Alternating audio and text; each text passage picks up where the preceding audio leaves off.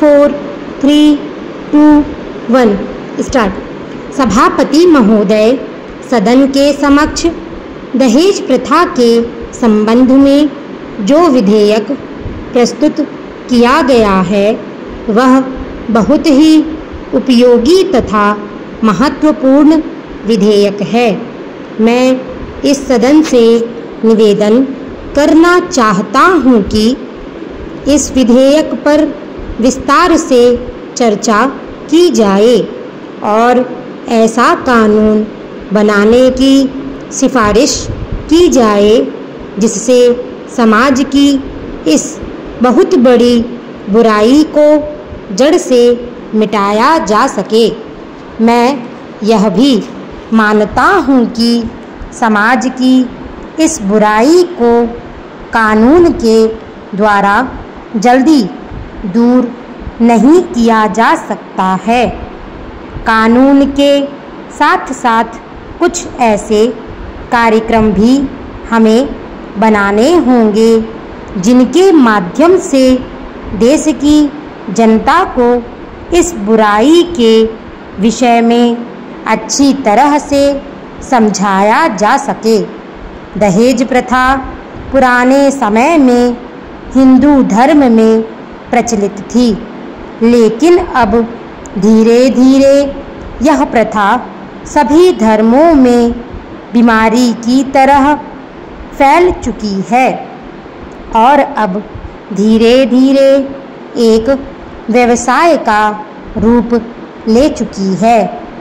हिंदू समाज में विवाह को एक पवित्र धार्मिक कार्य माना जाता था, लेकिन उसके साथ साथ धन दौलत और लेन देन का व्यवसाय भी जुड़ गया है।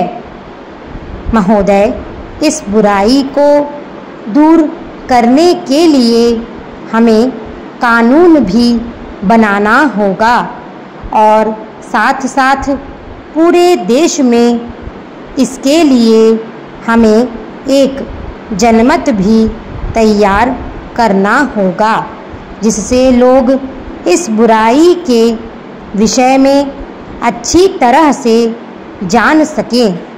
बाल विवाह को रोकने के लिए कानून बना हुआ है, लेकिन हम देखते हैं कि हजारों बाल विवाह हो रहे हैं जिसका पता ना तो सरकार को है और ना ही ऐसे लोगों को सज़ा मिलती है।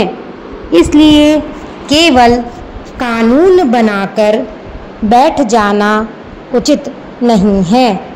सरकार को समय समय पर इस बात का भी पता लगाना चाहिए कि कानून का पालन हो रहा है या नहीं।